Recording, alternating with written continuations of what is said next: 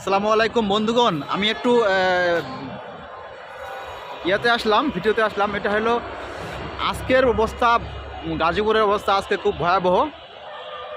বিশ্ব ইজতেমা ঘিরে খুব গণ্ডগোল চলতেছে।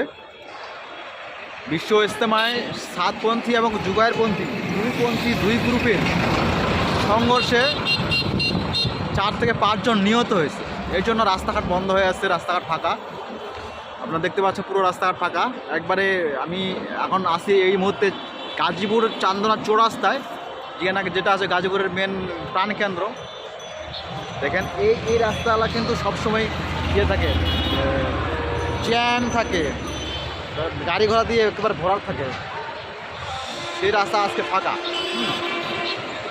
এটার একটাই কারণ, বিশ্ব ইজতেমা ঘিরে যে উত্তেজনা চলতেছে, গ্যাঞ্জাম চলতেছে, এটার জন্যই এই সমস্যাটা বেশি হচ্ছে।